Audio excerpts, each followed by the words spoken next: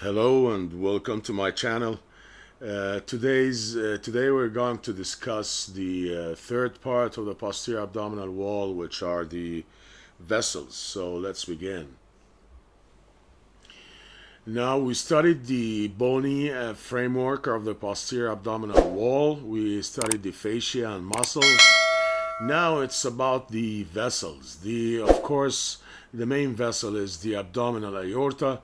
Enters the abdomen through the aortic opening at T12-11 and descends anterior to lumbar vertebrae, little left to the midline, where it ends at the level of L4 by dividing into right and common iliac arteries. If you want to plot that on the surface of the body, which is the surface anatomy, it's a ribbon-like line, 2 centimeters wide, descends from a point 2.5 centimeters above the transpyloric line down till 1 centimeter, 0.1 centimeter below and left to the umbilicus, if you want to plot it on the anterior abdominal wall. Pulsations are left in thin pupils, the ones above the bifurcation to common iliac arteries. It's all about relations in this lecture, so bear with me, please. Posteriorly, related to the thoracolumbar disc and the upper 4 lumbar vertebrae, with the anterior longitudinal ligament, of course, on the vertebra. Also posteriorly related to the lumbar arteries, which arise from the posterior surface, and the median sacral artery below, right above the bifurcation, arises from the posterior surface, and the third and fourth lumbar veins, and we will know why when we get to the inferior vena cava and study its tributaries. The 3 and 4 lumbar veins, left lumbar veins, pass behind the aorta, so it's a posterior relation. Anteriorly, related to its branches, the celiac, superior mesenteric, inferior mesenteric. At the celiac level, it's also related to the celiac plexus, and the liver anteriorly separated from it by the lesser sac and the lesser omentum. Anteriorly also related to the superior mesenteric artery that crosses, superior mesenteric artery, this one, that crosses the left renal vessels. Actually crosses the left renal vein. See that? It descends and crosses the left renal vein, which is also anterior to the aorta, anterior relation to the aorta. Also anteriorly, at the level of the inferior mesenteric artery, we have the third part of the duodenum, as you know, because it's at the level of L3, and also crossed by the root of the mesentery of the small intestine. So these are the anterior relations of the aorta. I told you it's all about relations. To the right, you have the cisterna chyli and thoracic duct, the azygous vein, with the right cross of diaphragm separating it from the inferior vena cava and right sympathetic chain, of course, behind it, with the right celiac ganglion. To the left cross of diaphragm separating it from the left sympathetic chain, the ascending part of the duodenum and the duodenojejunal flexure, also to the left side, and inferior mesenteric vessel. As they descend, they become to the left side of the last part of the aorta. So these are the left relations of the aorta. The branches of the aorta are simple. It's the celiac trunk, then the superior mesenteric. Celiac trunk at level of T12. The celiac trunk gives off, as you remember, the left gastric artery, the common hepatic artery, and the splenic artery, with the superior mesenteric artery right below the celiac trunk at level of L1. And remember, we discussed its branches with the colon, with the supply of the intestine, where the first branch was the inferior pancreaticoduodenal, and then it entered the mesentery of the small intestine to supply. And the inferior mesenteric also is a ventral branch that comes out of the aorta, and we discussed its branches with the descending and sigmoid colon. So these are the ventral branches, the celiac, superior mesenteric, and inferior mesenteric.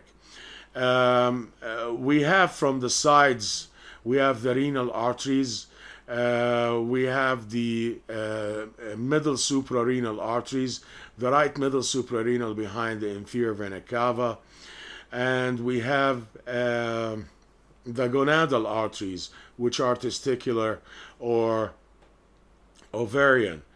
The gonadal arteries, whether they are testicular or ovarian, if they are ovarian, they will end up supplying the ovary and the ovarian fossa after passing through the suspensory ligament, suspensory fold that contains the suspensory ligament of the ovary. And we study this in the pelvis. And if it's testicular, it will enter the deep ring and then the inguinal canal and superficial ring and down to the scrotum to supply the testicles. Now, the right gonadal artery descends superficial to the inferior vena cava. See? Superficial to the inferior vena cava. Okay, and when it comes the right or left gonadal arteries on the psoas major, they are superficial to the genitofemoral nerve and the ureter in between it and the genitofemoral nerve. The inferior phrenic arteries, as you can see here, these are the inferior phrenic arteries supplying the lower surface of the diaphragm, comes off the aorta, and the right one goes towards the opening for the inferior vena cava. The left one goes towards the opening for the esophagus, and they both divide into medial and lateral branches to cover the surface of the inferior surface of the diaphragm. Don't forget, they also give the superior suprarenal arteries to supply the suprarenals on both sides, the right and left suprarenals. Now, from the posterior aspect comes off the lumbar arteries, as you can see here. These are the lumbar arteries. The right lumbar arteries, of course, will be longer than left lumbar arteries because they will travel behind posterior to the inferior vena cava. Remember that. Okay? Now, the upper three lumbar arteries, all the lumbar arteries pass in the arches formed at the sides of the vertebrae. They become posterior to the cruri and the psoas major muscle. And both, all lumbar arteries, when they reach the level of the quadratus lumborum, the upper three will pass behind it, and the fourth will pass in front of it, of the quadratus lumborum. Okay? The fourth lumbar artery. Then they will pierce the beginning of the aponeurosis of the transversus abdominis to become in the space between internal oblique and transversus abdominis muscles, and this is the neurovascular plane. We're always used to the fact that the neurovascular plane between the inner two layer of muscles, either in the thorax or in the abdomen. So they run between the internal oblique and transversus abdominis and end up by anastomosing with the lower costal nerves and the lower costal arteries and the iliolumbar arteries. These are the lumbar arteries. This is an arteriogram, MRI, I think. MRI, yes, arteriogram. Branches of lumbar arteries. Each lumbar artery gives a dorsal branch to supply the nearby vertebrae and muscles. Gives also a spinal branch that will supply the cauda equina, which is at this level. Remember, the spinal cord ended between L1 and L2, and all what's below that till the level of S2 is the lumbar cistern that contains the cauda equina, the roots of the nerves going to the lower limb. The fifth lumbar artery, if you encounter that in books, it's a branch of the iliolumbar. It's the lumbar branch of the iliolumbar artery of the internal iliac. So it's lower down here, and we will study it in the pelvis. The median sacral artery comes from the posterior surface before the bifurcation and ends in front of L4 and L5, the sacrum and the coccyx, where it ends, and anastomose with the nearby lateral sacral artery of the internal iliac artery posterior division. We will get to it in details in the vasculature of the pelvis. Now for the inferior vena cava, it begins lower down, and please don't forget that. If you're asked in a practical exam about where this structure ends, we got answers that ends by dividing into common iliac veins. No, it's formed by the union of the common iliac veins and ends in the right atrium. Sorry, but you have to pay attention for such things in practical exams. So it formed by the union of the common iliac veins behind the right common iliac artery, as you can see here, and ascends where it enters through the inferior vena cava opening in the central tendon of the diaphragm at the level of L2. It has no valves except the remnant valve we studied in the right side, in the right atrium of the heart. About its relations, it's related to the right common iliac artery. It's formed behind the common iliac artery, covered of course by peritoneum, so it's retroperitoneal. The third part of the duodenum and the first part of the duodenum, with the body and body of pancreas and head of pancreas, beginning of body of pancreas and neck, and the head of pancreas. See that? It also has the common bile duct and the portal vein anterior to it. Remember, because they are direct posterior relation to the head of the pancreas on its way to open in the posteromedial surface of the duodenum. Also posterior related to the lumbar vertebrae, of course, where it ascends on it, with the discs, with the anterior longitudinal ligament.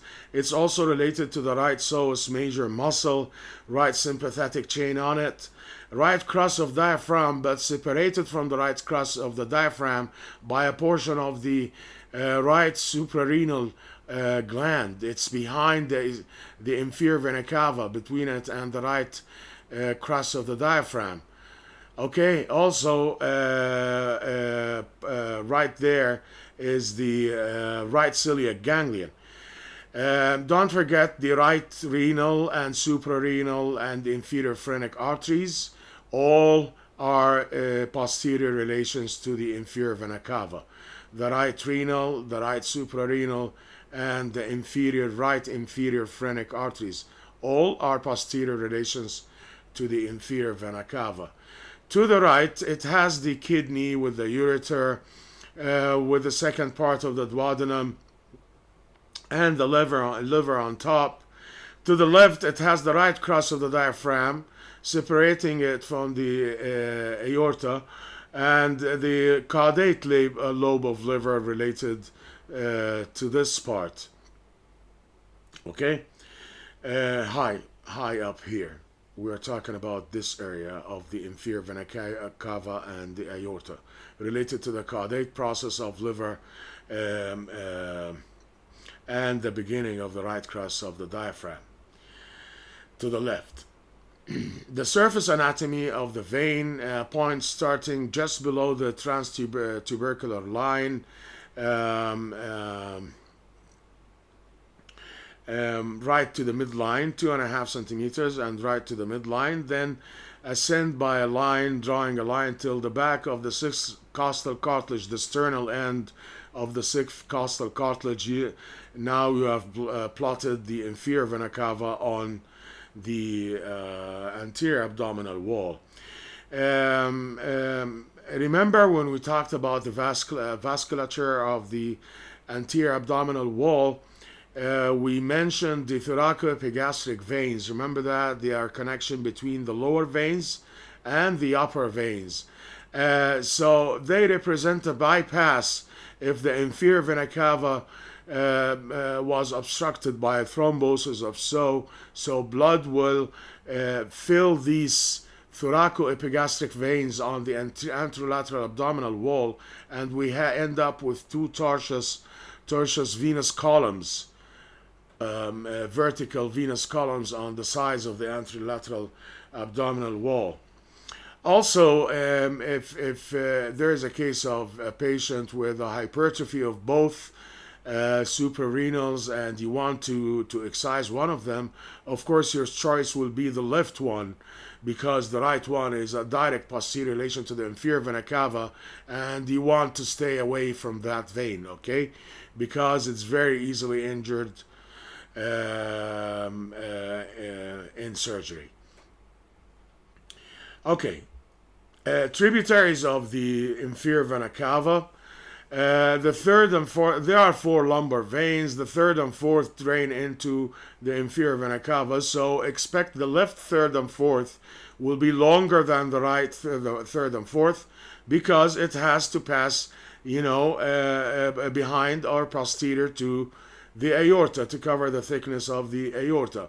Now, what happens to the first and second? The first and second form the ascending lumbar vein, and together with the subcostal vein, they form the azygos on the right side and hemiazygos on the left side.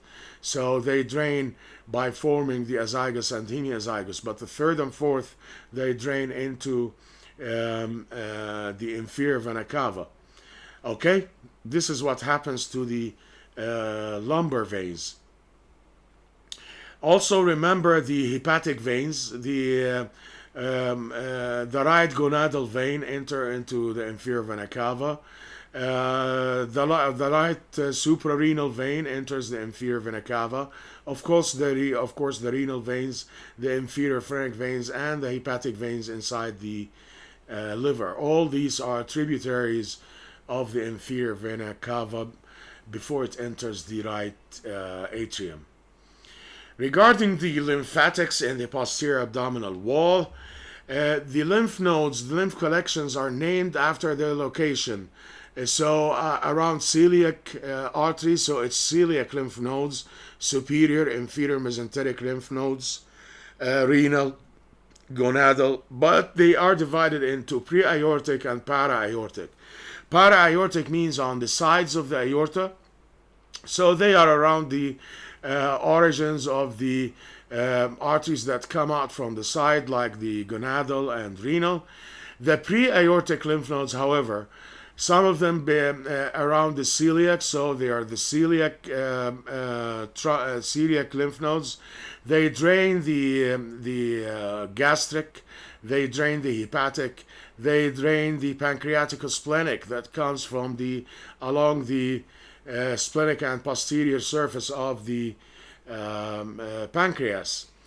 The superior mesenteric and inferior mesenteric lymph nodes, they drain the ileocolic, the colic, they drain the mesenteric, they drain the pararectal lymph nodes, all to the lymph nodes around the origins of these two arteries. And as I said, the para-aortic at the sides drain branches coming along the branches that comes out from the sides of the aorta, like the gonadal and renal.